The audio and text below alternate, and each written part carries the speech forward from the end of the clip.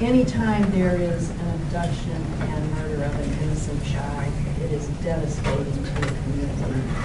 And I think the anguish is only compounded when that crime is not really solved.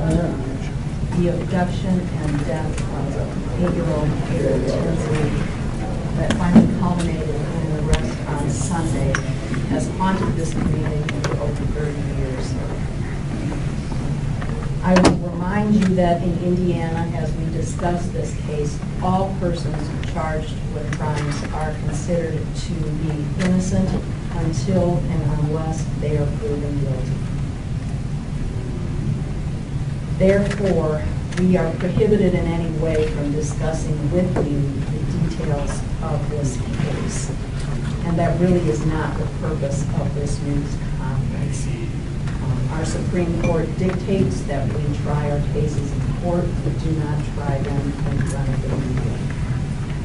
That being said, many of us, myself included, were part of the investigation that began on April 1st, 1988. This case was solved by the tireless efforts of many of the people in this room and many of the agencies who are represented by the folks standing behind me. The purpose of this news conference is to thank them for all of the work that they have put into this investigation over the last 30 years. It's almost impossible for me to express the gratitude that this community has for all of the law enforcement and other agencies involved in this investigation that I will try. I will tell you that I was in the office. I was part of this investigation when it started, and there has not been a day, a month, or a year that has gone by without someone in this room working on this case. There were so many different law enforcement agencies involved that it's hard for me to remember all of them. I'm going to try. But they have tirelessly been following every single lead that has been coming to them and investigating every possible new type of scientific technology to determine if that would assist them in solving this crime.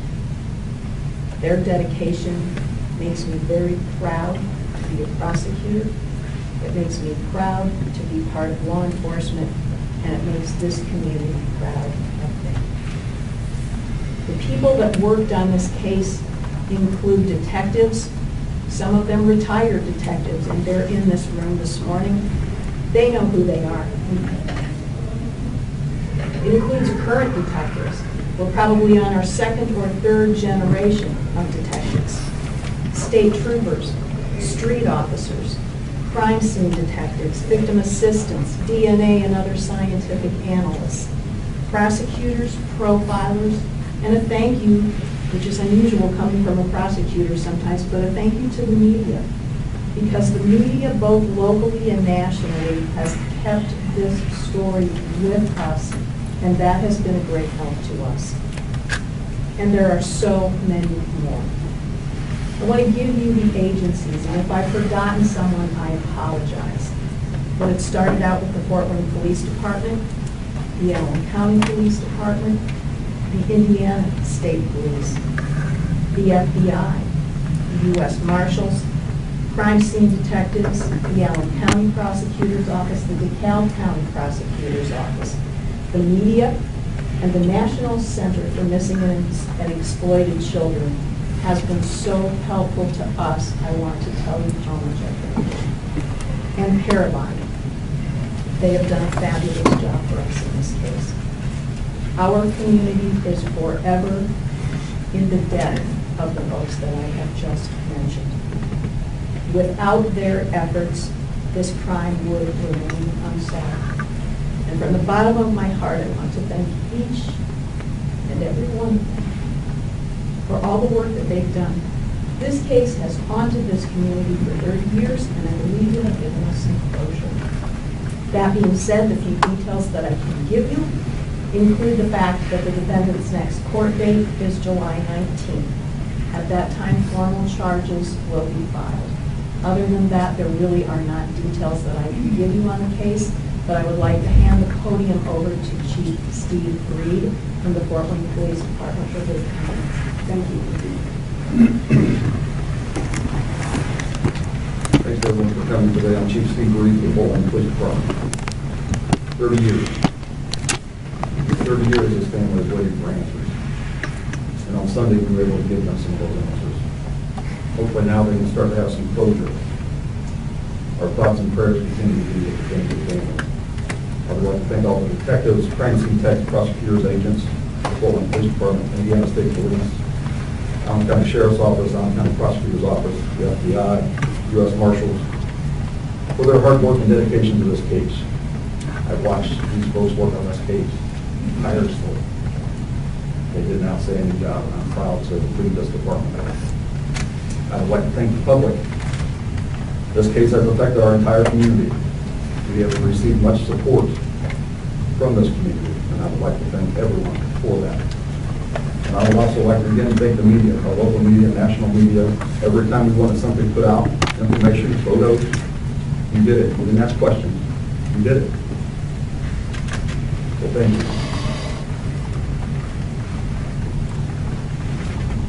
I would just like to say that these investigators that end up tying this case together,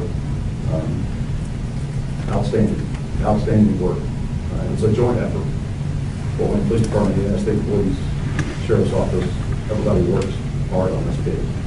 I would like to turn it over to Sergeant Ron Galvez from the United States Police.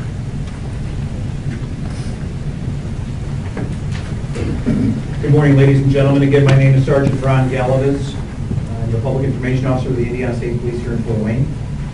I'd like to thank Prosecutor Richards, Chief Reed, Mayor Henry, and the representatives of the multi-agency task force, for lack of a better term, the collaborators in this case, for allowing me the few moments to speak to you. I certainly echo everything that Prosecutor Richards and Chief Reed said. That goes without saying. The thing that I want to acknowledge a little bit more in depth is we would not be here today 30 years down the road if it was not for the hard, tireless dedication of the initial investigators that took up these cases.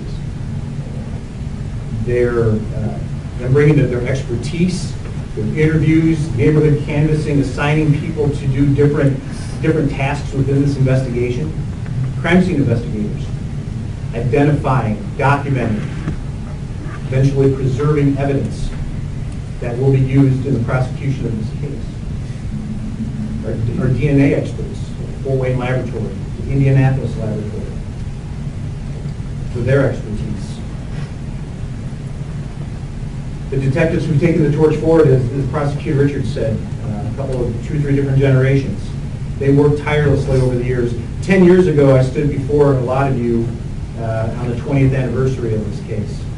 And we asked, in fact, pleaded for the public's help, for their tips. And when those tips came in, representatives from these agencies behind me followed up tirelessly, spending days and weeks away from family. Again, we'd like to thank those that were in on the finality of this case, which culminated in the arrest this past Sunday. Their efforts were phenomenal. So to each of those groups, on behalf of the Indiana State Police, we want to say job well done. Job well done to each and every one of you. Stand tall today, stand proud, just as your community will stand proud with you. Again, we thank the public and the media for their help, for their tips. And from the Indiana State Police, the family of April Tinsley, we hope and we pray that this brings you some measure of closure and some measure of peace that you've been seeking for the last 3 decades. I know somewhere up there there's a little girl dancing with her angels. She's celebrating. So when you get on your knees tonight and you talk to her in your dreams and prayers, tell her they did it. They did it. They got it. So I thank you very much for your time this morning. And I'm going to turn this over now to Jim Kazai from the FBI. Morning, everyone. My name is Jim Kazai. I'm the supervisory special agent for the FBI here in Fort Wayne. First, I'd like to say to April's family that no one ever gave up hope that this day would come, that an arrest would be made in April's senseless death and begin to bring some closure for you. Secondly, I want to congratulate all the law enforcement agencies, Fort Wayne Police Department, the Allen County Police Department, the Indiana State Police, the Prosecutor's Office in Allen County, in DeKalb County, for the tremendous amount of great police work that has taken place over the last 3 decades, which led to Sunday's arrest. I would also like to recognize all the other law enforcement agencies that have been involved in this investigation from the beginning in 1988. There are several FBI agents throughout the United States who have had leads assigned to them, and I thank them for all their work. I would also like to mention the National Center for Missing and Exploited Children and the FBI's Behavioral Analysis Unit in Quantico, Virginia, for all the work that they've done during this investigation. There are well-established law enforcement partnerships in Northeast Indiana, and the FBI is proud to be part of all those partnerships with all the agencies represented here today. Today is a big win for law enforcement, and this investigation illustrates the dogged determination of the investigators who never wavered, never gave up, and kept moving forward for the last 30 years. Thank you. Sheriff Gladio, Sheriff. Good morning, Dave Gladio, Sheriff of Allen County.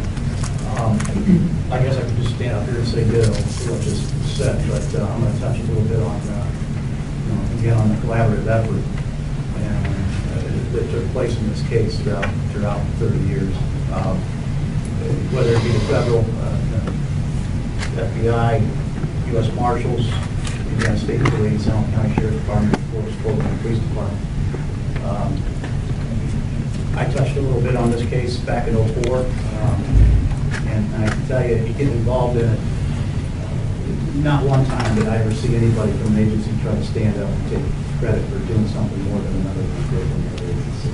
And I think it's important that the media understands, and the citizens of at least Allen County and Indiana, that we've got a great working crew, and it's a well-oiled machine that works. It took time on this one, but it did work eventually. So, and I'm going to take another shout out to the media. I don't do this very often, but you congratulate yourselves too, because you played a part. You may not think you did, but you played a huge part, and we appreciate that. And one last thing, we discussed this before we came down here that we weren't going to mention any names, so I won't. But he knows who he is. Detective that started this many years ago. And I just want to take a quick shout out to him. Congratulations to you, sir. And may your sleepless nights out. Anyway, congratulations, sir. Thank you very much.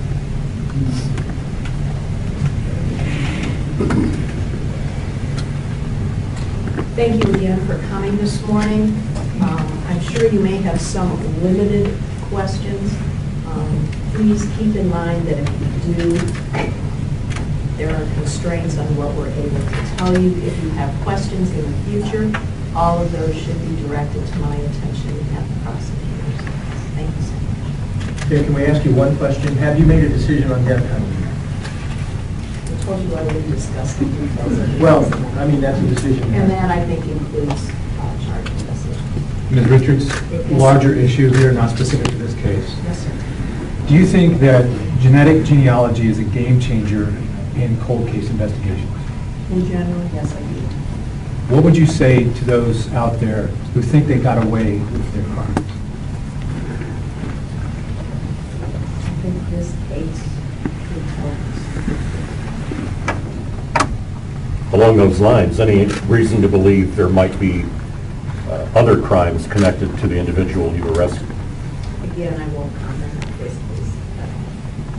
Any of those tips that came in every time we broadcast this type of story, did any of them ever point to John Miller? Again, I cannot discuss this case in any detail. I'm sorry. And how can you ensure that he might get a fair trial here? That's a trial strategy question that is inappropriate for me to answer. He will be appointed an attorney, or he will hire his own, and I'm sure all of those issues will be fully litigated.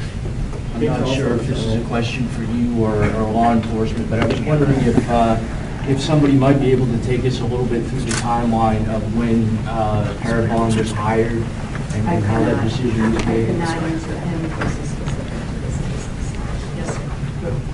For you, I'm sure this is an ongoing investigation. Are any accomplices known or being sought after? Anyone who perhaps knew the truth 30, 20, 15 years ago, but did not speak? The only thing I can answer that every case we have at all points is always an ongoing investigation, and that's really all I can comment. Sir, Can you tell us how the family is doing since a suspect has been arrested? I have met with them. I would not in any way speak for them. I don't think that would be appropriate for me to do that. Yes.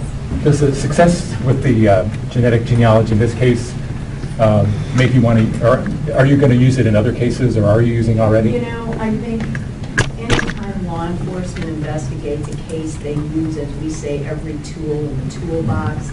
I think it's become pretty clear in general that DNA in all shapes and forms is a tool in the toolbox. Okay.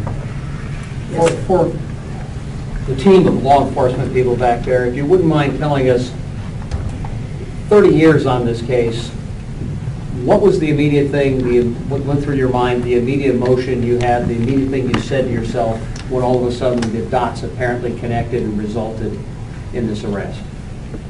I can't speak for anybody else. I think I can say that everybody involved had always hoped this day would come. This is not, we've had other older cases where we either had a suspect that we couldn't find, or we needed to find a suspect that had been found or solved in the last 10 or 15 years, and I think we've always hold out hope that we can solve every case. At what point was the family notified that either an arrest was coming or an arrest was made? On Sunday.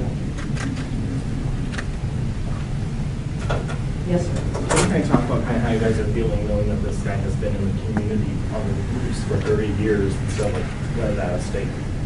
Again, I don't think that giving this particular germane to the trying of the case, and I think, again, that's a case-specific detail that I just can't answer. Mayor Henry, I wonder, could we ask Mayor Henry a question real quick? It's not really investigation related, but being the mayor of the city for such a long time, and put in perspective what it's like to have some resolution possibly in this case, because obviously Fort Wayne, any community is known by some of the things going on in that town, and being able to hopefully clear this up. How does that, how do you view that?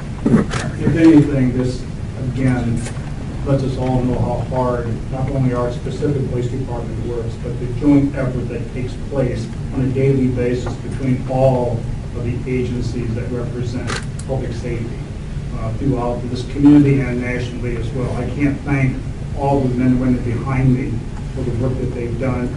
Obviously, this particular situation happened before I was mayor. I was on city council at the time. I remember it well. And it too has haunted this community for over 30 years. And the fact that the men and women in the law enforcement never gave up, as was said several times, it was constantly worked on. And although much of it was behind the scenes, it was on the minds of so many who wanted desperately to get this particular crime solved. So again, I can do nothing more at this point than to thank everyone involved. And I certainly appreciate Prosecutor Richards' comments relative to the crime itself and how nothing more can really be said relative to that. But certainly the fact that it presents a situation where true closure can come to this, I think speaks volumes. All right, folks, I think that concludes our press conference. Thank you again so much.